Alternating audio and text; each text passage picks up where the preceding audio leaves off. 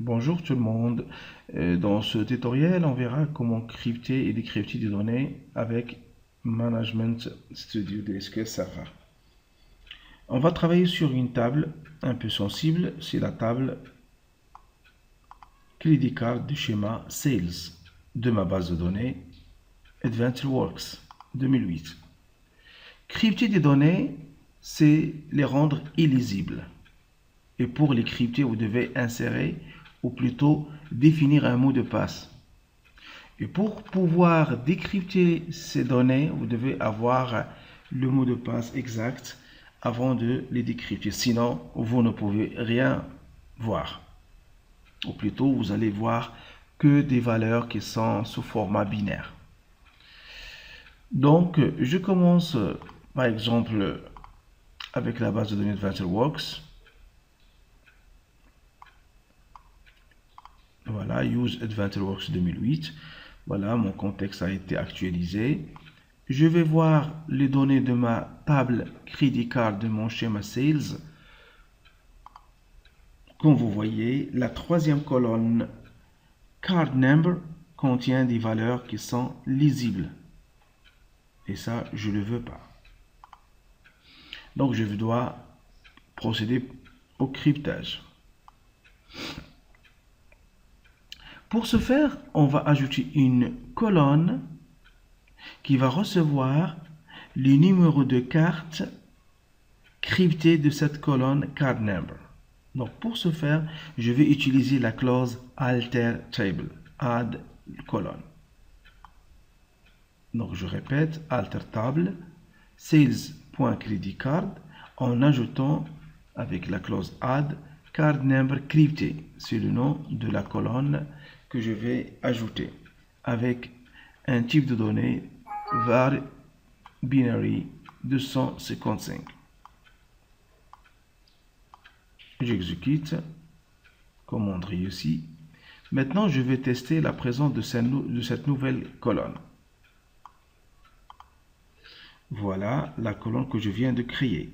Card number crypté, elle est toujours vide. Pourquoi? Parce que j'ai créé la colonne avec alter, mais j'ai rien inséré dedans. Ce que je dois faire maintenant, après, c'est de pouvoir la peupler, l'alimenter avec les valeurs de la colonne card number en cryptant ligne par ligne. Je vais crypter la première ligne, je vais la transférer ici. Donc, qu'est-ce que je dois utiliser comme clause? Donc, la commande que je vais utiliser, c'est la commande update. Parce que ce que je vais faire, c'est tout simplement modifier les données ici en les cryptant. Donc, update, le nom de la table, et tout en affectant à la colonne card number crypté la fonction encrypt by passphrase. C'est une fonction qui permet d'encrypter ou de crypter les valeurs de la colonne card number. Donc je répète, update sales.creditcard, cette card number crypté, ça veut dire qu'est-ce que je vais affecter ici? Le cryptage, si vous voulez, mais by passphrase, hein, en quelque sorte, c'est comme un mot de passe. Donc c'est ça le mot de passe que je vais définir. Cette fonction, il permet de crypter les valeurs, n'est-ce pas? Mais il a besoin de deux paramètres. Le passphrase, dans notre cas par exemple TDI 202, et la colonne que je vais crypter. Donc voilà, j'exécute. Voilà, il me donne comme quoi 19 118 lignes qui ont été affectées. Très bien. Cela veut dire tout simplement que si je fais une deuxième select, voilà, ma colonne initiale, card number, les valeurs sont lisibles, et la colonne cryptée correspondante, n'est-ce pas? Je ne peux rien lire, hein, parce que c'est un type binaire. Parce que ici on a créé une colonne, n'est-ce pas, de type var binary. Très bien. Donc pour pouvoir décrypter, il faut que le monsieur qui veut décrypter possède un mot de passe valide, qui est le TDI 202. On va faire le décryptage tout de suite. Comment faire?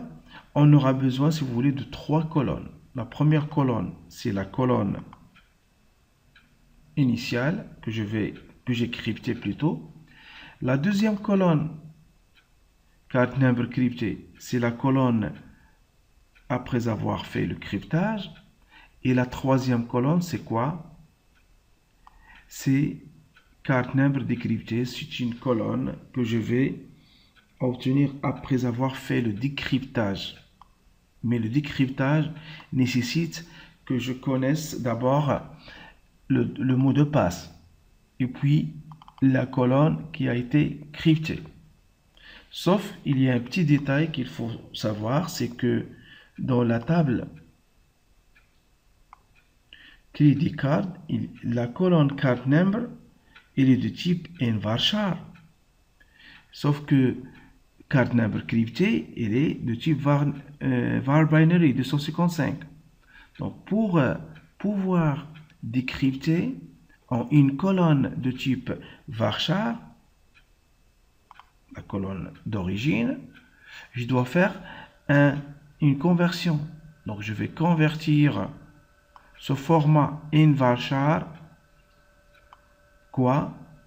La colonne qui a été cryptée en passant la fonction décryptage. Donc convert nvarchar 50, virgule, decrypt by passphrase, et là je dois donner le mot de passe valide et la colonne qui a été cryptée avec un alias qui est facultatif.